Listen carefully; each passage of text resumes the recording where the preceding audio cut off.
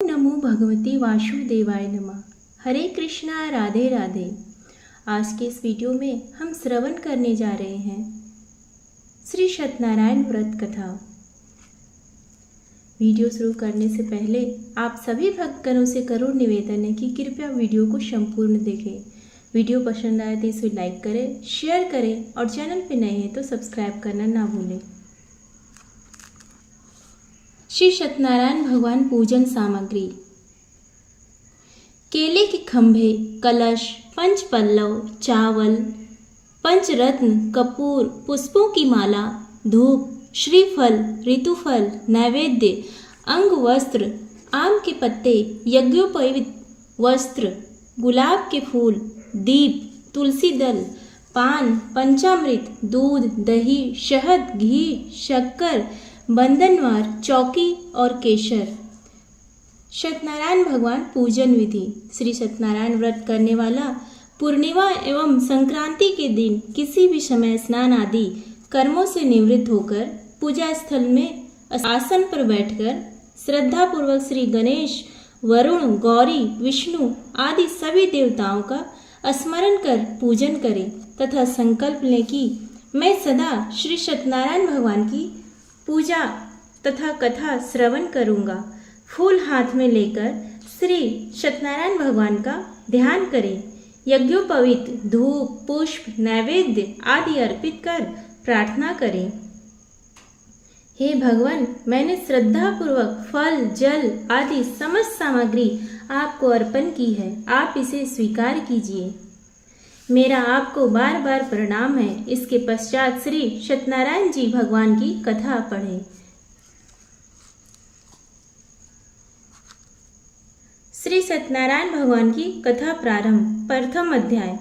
महामुनि ऋषि व्यास जी ने कहा, बहुत समय पहले नैमिषारण्य तीर्थ में शौनकादि 88,000 ऋषियों ने पुराणवेत्ता श्री सूत जी से पूछा, हे सूत जी, इस कलयुग में वेद विद्या रहित मानवों को ईश्वर भक्ति किस प्रकार मिलेगी तथा उनका उद्धार कैसे होगा? हे मुनि श्रेष्ठ, ऐसा कोई व्रत अथवा तप बताइए जिसके करने से थोड़े ही समय में पुण्य प्राप्त हो तथा मनोवांछित फल भी मिले। ऐसी कथा सुनने की हमारी बहुत इच्छा है।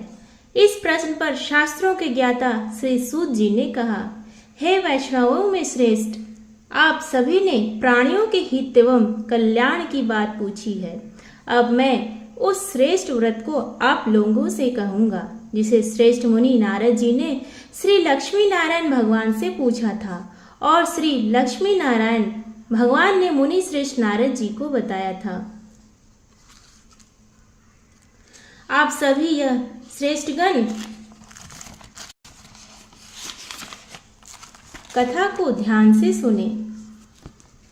मुनिनाथ सुनो, यह सत्य कथा सब काल ही होय महासुखदायी, भवताप हरय और मनोरथ पूर्ण करे, सुख संपत्ति की अधिकारी, अति संकट में दुख दूर करे, सब ठौर कुठौर में होत सहाय।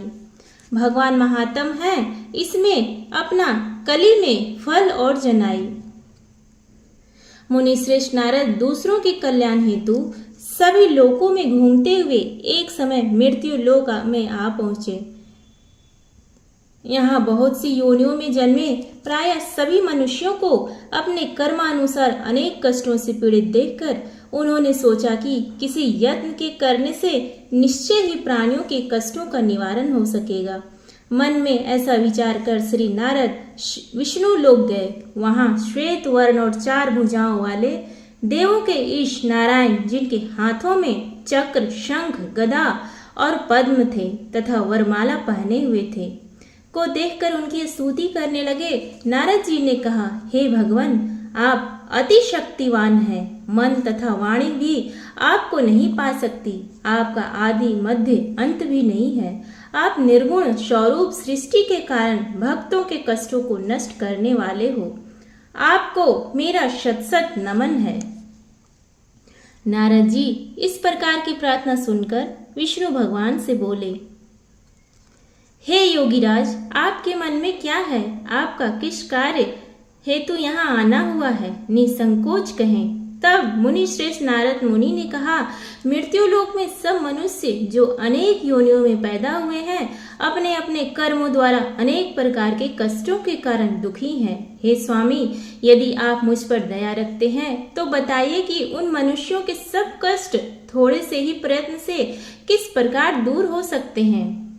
श्री विष्णु भगवान ने कहा, हे नारद, मनुष्यों की भलाई हेतु तुमने बहुत उत्तम प्रश्न किया है। जिस व्रत के करने से मनुष्य मोह से छूट जाता है, वह व्रत मैं तुमसे कहता हूँ, सुनो।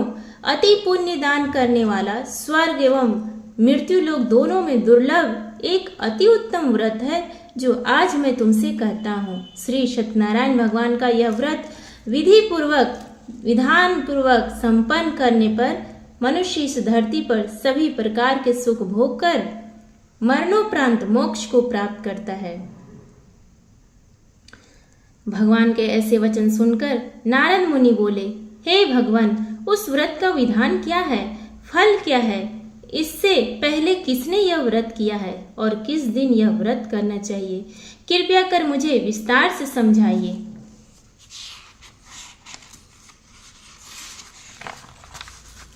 श्री विष्णु भगवान ने कहा, हे नारद, दुख शोक सभी प्रकार की व्याधियों को दूर करने वाला यह व्रत सब स्थानों पर विजय दिलाने वाला है। श्रद्धा और भक्ति के साथ किसी भी दिन मनुष्य संध्या के समय श्री सत्यनारायण भगवान की ब्राह्मणों और बंधुओं के साथ पूजा करे। भक्ति भाव से केले का फल, नैवेद्य, घी, शहद, शक्कर अथवा गुड़, दूध और गेहूं का आटा, सवाया लेवे, गेहूं के अभाव में साठी का चूर्ण भी ले सकते हैं। इन सभी को भक्ति भाव से भगवान श्री सत्यनारायण को अर्पण करें। बंधु बांधवों सहित ब्राह्मणों को भोजन कराएं। इसके पश्चात ही स्वयं भोजन करें। रात्रि में श्री सत्यनारायण भगवान के गति गीत आदि का आयोजन कर श्री सत्यनारायण भगवान का स्मरण करता हुआ समय व्यतीत करें। इस तरह जो मनुष्य व्रत करेंगे उनकी मनोकामनाएं अवश्य ही पूर्ण होंगी। विशेष रूप से कलयुग में मृत्यु लोक में यही एक ऐसा उपाय है जिससे अल्प समय और कम धन में महान पुण्य की प्राप्ति हो सकती है। इति श्री सत्यनारायण व्रत कथा प्रथम अध्याय संपूर्ण। प्रेम से बोलिए श्री सत्यनारायण भगवान की जय। द्वितीय अध्याय। महान संत सूत जी ने कहा, हे ऋषियों, जिन्होंने प्राचीन काल में इस व्रत को किया है उनका इतिहास मैं आप सबसे कहता हूँ। आप सब ध्यान से सुने। अति सुंदर काशीपुरी नगरी में एक अति निर्धन ब्राह्मण वास करता था। वह भूख और प्यास से बेचैन होकर हर समय दुखी रहता था। ब्राह्मणों से प्रेम करने वाले श्री विष्णु भगवान ने उसको दुखी देखकर एक दिन बूढ़े ब्राह्मण का वेश धारण कर निर्धन ब्राह्मण के पास जाकर बड़े आदर से पूछा, हे ब्राह्मण, तुम हर समय ही दुखी होकर पृथ्वी पर क्यों घूमते हो? हे श्रेष्ठ ब्राह्मण, अपनी व्यथा मुझसे कहो, मैं सुनना चाहता हूँ। कष्टों से घिरे उस ब्राह्मण ने कहा, मैं निर्धन ब्राह्मण हूँ, भिक्षा के लिए पृथ्वी पर मारा मारा फिरता हूँ। हे भगवान, यदि आप इससे मुक्ति पाने का कोई उपाय जानते हो तो कृपा कर मुझे बताएं। वृद्ध ब्राह्मण का रूप धारण किए हुए श्री विष्णु भगवान तब बोले, हे ब्राह्मण, श्री सत्यनारायण भगवान मनोवांछित फल देने वाले हैं, इसलिए तुम उनका विधि पूर्वक पूजन करो, जिसे करने से मनुष्य सब दुखों से मुक्त हो जाता है। दरिद्र ब्राह्मण को व्रत का संपूर्ण विधान बतलाकर बूढ़े ब्राह्मण का रूप धरे श्री सत्यनारायण भगवान अंतर ध्यान हो गए। वृद्ध ब्राह्मण ने जिस व्रत को बतलाया है मैं उसको विधि विधान सहित करूंगा, ऐसा निश्चय कर वह दरिद्र ब्राह्मण घर चला गया। परंतु उस रात उस ब्राह्मण को नींद नहीं आई। अगले दिन वह जल्दी उठा और श्री सत्यनारायण भगवान का व्रत करने का निश्चय कर भिक्षा मांगने के लिए चल दिया। उस दिन उसको भिक्षा में अधिक धन मिला, जिससे उसने पूजा का सारा सामान खरीदा और घर आकर अपने बंधु बांधवों के साथ विधि पूर्वक भगवान श्री सत्यनारायण का व्रत किया। इसके करने से वह गरीब ब्राह्मण सब कष्टों से छूटकर अति धनवान हो गया। उस समय से वह ब्राह्मण हर मास व्रत करने लगा। श्री सत्यनारायण भगवान के व्रत को जो शास्त्र विधि के अनुसार श्रद्धा पूर्वक करेगा वह सब कष्टों से छूटकर मोक्ष प्राप्त करेगा। जो भी मनुष्य श्री सत्यनारायण भगवान का व्रत करेगा वह सब कष्टों से छूट जाएगा। इस तरह नारद जी ने श्री सत्यनारायण भगवान का कहा हुआ यह व्रत मैंने तुमसे कहा। हे श्रेष्ठ ब्राह्मणों, अब आप और क्या सुनना चाहते हैं, मुझे कहें। तब ऋषियों ने कहा, हे मुनीश्वर, संसार में इस विप्र से सुनकर किस किस ने इस व्रत को किया, हम सब सुनना चाहते हैं। मुनियों से ऐसा सुनकर श्री सूत जी ने कहा, हे मुनिगण, जिस प्राणी ने इस व्रत को किया है उन सब की कथा सुनो। एक समय वह धनी ब्राह्मण बंधु बांधवों के साथ शास्त्र विधि के अनुसार अपने घर पर श्री सत्यनारायण भगवान का व्रत कर रहा था। उसी समय एक लकड़ी बेचने वाला बूढ़ा व्यक्ति वहां आया। उसने सिर पर रखा लकड़ियों का गट्ठर बाहर रख दिया और ब्राह्मण के मकान में पानी पीने चला गया। प्यास से बेचैन लकड़हारे ने विप्र को व्रत करते देखा। वह प्यास को भूल गया। उसने विप्र का अभिनंदन किया और पूछा, हे ब्राह्मण, आप यह किसका पूजन कर रहे हैं? इस व्रत को करने से क्या फल मिलता है? कृपा कर मुझे बताइए। तब उस ब्राह्मण ने कहा, सब इच्छाओं को पूर्ण करने वाला यह श्री सत्यनारायण भगवान का व्रत है। इन्हीं की कृपा से मेरे यहाँ धन एवं ऐश्वर्य का आगमन हुआ है। ब्राह्मण से इस व्रत के बारे में जानकर वह लकड़हारा अत्यंत प्रसन्न हुआ। भगवान का प्रसाद व चरणामृत लेकर और भोजन करने के पश्चात वह अपने घर को चल गया।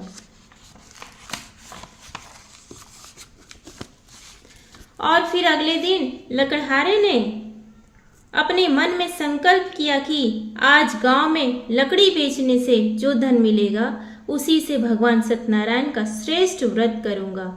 मन में ऐसा विचार कर वह लकड़हारा लकड़ियों का गट्ठर अपने सिर पर रखकर मन में ऐसा जिस नगर में धनवान लोग रहते थे ऐसे सुंदर नगर में गया।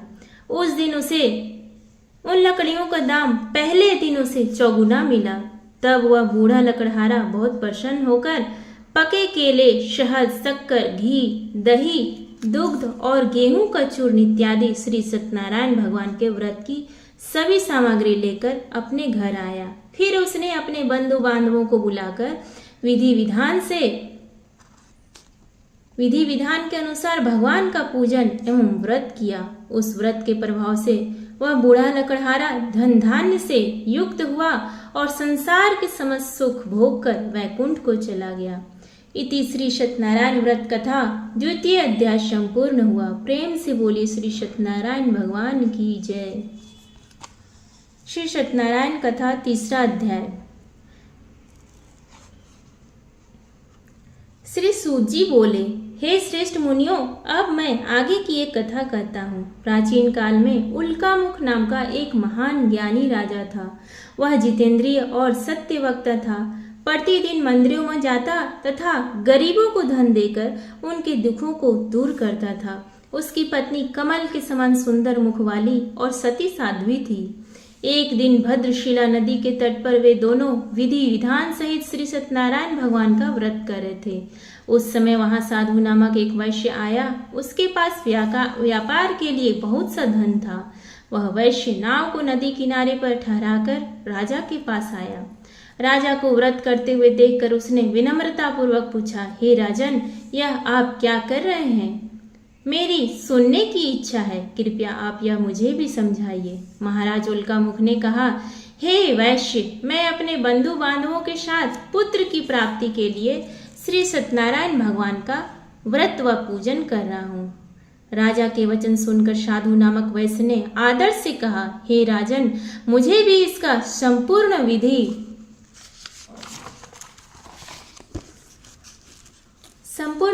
विधान बताएं। मैं भी आपके कहे अनुसार इस व्रत को करूंगा। मेरे भी कोई संतान नहीं है। मुझे विश्वास है इस उत्तम व्रत को करने से अवश्य मुझे भी संतान होगी। राजा से व्रत के सब विधान सुन व्यापार से निवृत्त हो वह वैश्य सुख पूर्वक अपने घर आया। उसने अपनी पत्नी को संतान देने वाले उस व्रत के विषय में सुनाया और प्रण किया कि जब मेरी संतान होगी तब मैं इस व्रत को करूंगा। वैश्य ने यह वचन अपनी पत्नी लीलावती से भी कहे। एक दिन उसकी पत्नी लीलावती श्री सत्यनारायण भगवान की कृपा से गर्भवती हो गई। 10वें महीने में उसने एक अति सुंदर कन्या को जन्म दिया। दिनों दिन वह कन्या इस तरह बढ़ने लगी जैसे शुक्ल पक्ष का चंद्रमा बढ़ता है। कन्या का नाम उन्होंने कलावती रखा। एक दिन लीलावती ने मीठे शब्दों में अपने पति को याद दिलाया कि आपने जो भगवान का व्रत करने का संकल्प किया था, अब आप उसे पूरा कीजिए। वैश्य ने कहा, हे प्रिय, मैं कलावती के विवाह पर इस व्रत को करूंगा। इस प्रकार अपनी पत्नी को आश्वासन दे वह व्यापार करने विदेश चला गया। कलावती पितृगृह में वृद्धि को प्राप्त हो गए। लौटने पर साधु ने जब नगर में सखियों के साथ अपनी विवाह योग्य होती पुत्री को खेलते देखा तो उसे उसके विवाह की चिंता हुई। तब उसने एक दूत को बुलाकर कहा कि उसकी पुत्री के लिए कोई सुयोग्य वर देख कर लाए। दूत साधु नामक एक वैश्य को आज्ञा पाकर कंचन नगर पहुंचा और देखभाल कर वैश्य की कन्या के लिए एक सुयोग्य वाणिक पुत्र ले आया। उस सुयोग्य लड़के के साथ साधु नामक वैश्य ने अपने बंधु बांधवों सहित प्रसन्नचित होकर अपनी पुत्री का विवाह कर दिया। दुर्भाग्य से वह विवाह के समय भी श्री सत्यनारायण भगवान का व्रत करना भूल गया। इस पर श्री भगवान अत्यंत क्रोधित हो गए। उन्होंने वैश्य को श्राप दिया कि तुम्हें दारुण दुख प्राप्त होगा। और फिर अपने कार्य में कुशल वह वैश्य अपने दामाद सहित नावों का बेड़ा लेकर व्यापार करने के लिए सागर के समीप स्थित रत्नसारपुर नगर में गया। रत्नसारपुर पर चंद्रकेतु नामक राजा राज करता था। दोनों ससुर जमाई चंद्रकेतु राजा के उस नगर में व्यापार करने लगे। एक दिन भगवान श्री सत्यनारायण की माया से प्रेरित एक चोर राजा चंद्रकेतु का धन चुराकर भाग रहा था। राजा के दूतों को अपने पीछे आते देख चोर ने घबराकर राजा के धन को उस वैश्य की नाव में चुपचाप छुपा दिया।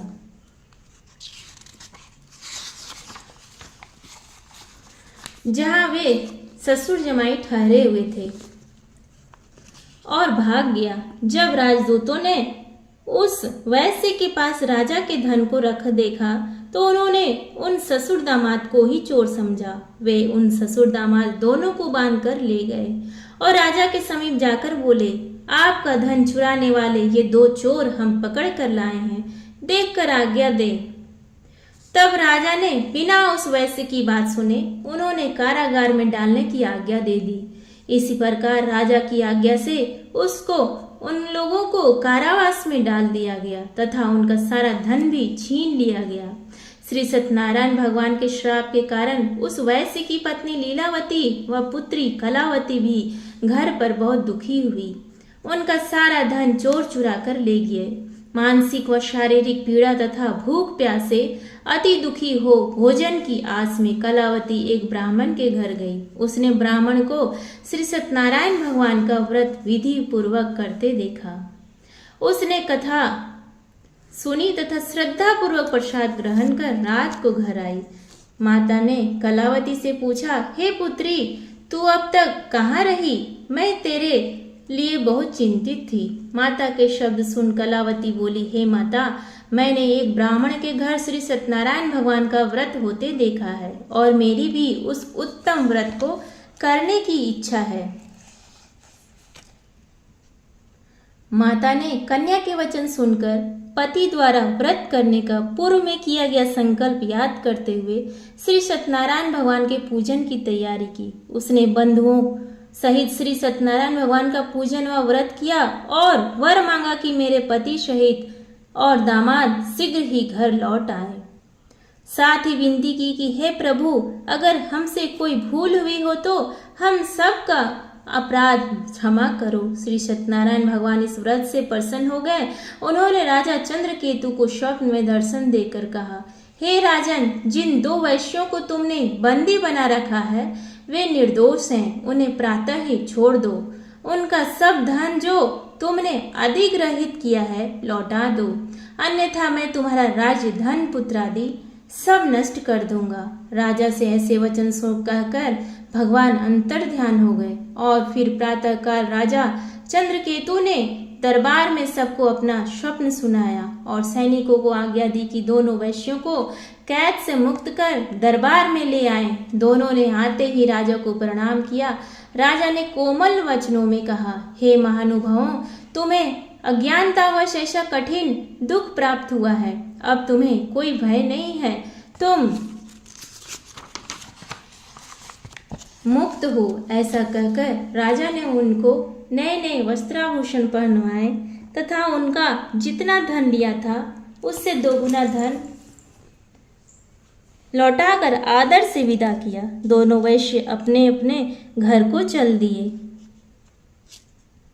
इति श्री सत्यनारायण व्रत कथा तृतीय अध्याय संपूर्ण हुआ। प्रेम से बोलिए श्री सत्यनारायण भगवान की जय। सत्यनारायण भगवान व्रत कथा चतुर्थ अध्याय। सूत जी ने आगे कहा, वैश्य ने यात्रा आरंभ की और अपने नगर की ओर चला। उनके थोड़ी दूर आगे बढ़ने पर दंडी वेशधारी श्री सत्यनारायण भगवान ने उसकी परीक्षा लेने हेतु उससे पूछा, हे वैश्य, तेरी नाव में क्या है? अभिमानी वड़े हंसता हुआ बोला, हे दंडी, आप ऐसा क्यों पूछते हैं? क्या धन लेने की कामना है?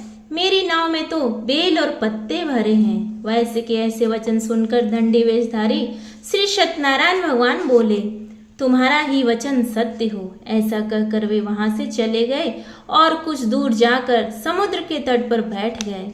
फिर वह अभी माफी मांगने तथा अपना पश्चाताप करने आता होगा।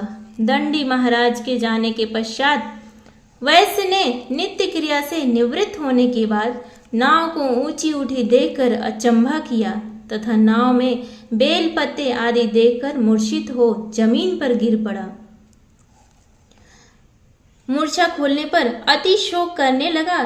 तब उसके दामाद ने कहा, आप शोक ना करें, यह दंडी महाराज का श्राप है, अतः हमें उनकी शरण में ही चलना चाहिए, वही हमारे दुखों का अंत करेंगे। दामाद के वचन सुनकर वह वैश्य दंडी भगवान के पास पहुंचा और अत्यंत भक्तिभाव से पश्चाताप करते हुए बोला, मैंने जो आपसे असत्य वचन कहे थे उनके लिए मुझे क्षमा करें। ऐसा कहकर वह शोकातुर हो रोने लगा। तब दंडी भगवान बोले, हे वणिक पुत्र, मेरी आज्ञा से ही बार बार तुझे कष्ट प्राप्त हुआ है, तू मेरी पूजा से विमुख हुआ है। तब उस वैश्य ने कहा, हे भगवान, आपकी माया को ब्रह्मा आदि देवता भी नहीं जान पाते, तब मैं मूर्ख भला कैसे जान पाऊंगा? आप प्रसन्न होइए, मैं अपनी क्षमता अनुसार आपकी पूजा करूंगा। मेरी रक्षा कीजिए और मेरी नौका को पहले के समान धन से परिपूर्ण कर दीजिए। उसके भक्ति से परिपूर्ण वचन सुनकर श्री सत्यनारायण भगवान प्रसन्न हो गए और उसकी इच्छा अनुसार वर देकर अंतर ध्यान हो गए। तब ससुर और दामाद दोनों ने नाव पर आकर देखा कि नाव धन से पुनः परिपूर्ण है। फिर वह विधि विधान से भगवान श्री सत्यनारायण का पूजन कर साथियों सहित अपने नगर को चला। जब वह अपने नगर के निकट पहुंचा तब उसने एक दूत को अपने घर भेजा। दूत ने साधु नामक वैश्य के घर जाकर उसकी पत्नी को नमस्कार किया और कहा, आपके पति अपने जामाता सहित इस नगर के समीप आ गए हैं। लीलावती और उसकी कन्या कलावती उस समय भगवान का पूजन कर रही थी। दूत का वचन सुनकर साधु की पत्नी ने बड़े हर्ष के साथ श्री सत्यनारायण भगवान का पूजन पूर्ण किया और अपनी पुत्री से कहा, मैं अपने पति के दर्शन को जाती हूँ, तो पूजन पूर्ण कर शीघ्र आ जाना। परंतु कलावती पूजन एवं प्रसाद छोड़कर अपने पति के दर्शन के लिए चली गई। पूजन एवं प्रसाद की अवज्ञा के कारण भगवान श्री सत्यनारायण ने रुष्ट हो उसके पति को नाव सहित पानी में अदृश्य कर दिया। कलावती अपने पति को ना पाकर रोती हुई जमीन पर गिर पड़ी। नौका को डूबा हुआ देखकर तथा कन्या को रोती हुई देख साधु नामक वैश्य द्रवित हो बोला, हे प्रभु, मुझसे या मेरे परिवार से अज्ञानतावश जो अपराध हुआ है उसे क्षमा करें। उसके ऐसे वचन सुनकर श्री सत्यनारायण भगवान प्रसन्न हो गए। आकाशवाणी हुई, हे वैश्य, तेरी पुत्री मेरा प्रसाद छोड़कर आई है, इसलिए इसका पति अदृश्य हुआ है। यदि वह घर जाकर प्रसाद ग्रहण कर लौटे तो इसे इसका पति अवश्य मिलेगा। आकाशवाणी सुनकर कलावती ने घर पहुंचकर प्रसाद ग्रहण किया और फिर आकर अपने पति को पूर्व रूप में पाकर वह अति प्रसन्न हुई तथा उसने अपने पति के दर्शन किए। तत्पश्चात साधु वैश्य ने वहीं बंधु बांधवों सहित भगवान श्री सत्यनारायण का विधि पूर्वक पूजन किया। वह इस लोक के सभी प्रकार के सुख भोग कर अंत में मोक्ष को प्राप्त हुए। इति श्री सत्यनारायण व्रत कथा चतुर्थ अध्याय संपूर्ण हुआ। श्री सत्यनारायण भगवान पंचम अध्याय। श्री सूत जी बोले, हे ऋषिगण, मैं एक और कथा कहता हूँ, आप सभी ध्यान से सुनो। सदा प्रजा के लिए चिंतित तुंगध्वज नाम का एक राजा था। उसने भगवान सत्यनारायण का प्रसाद त्याग कर बहुत कष्ट पाया। एक समय राजा वन में वन्य पशुओं को मारकर वड़ के वृक्ष के नीचे आया।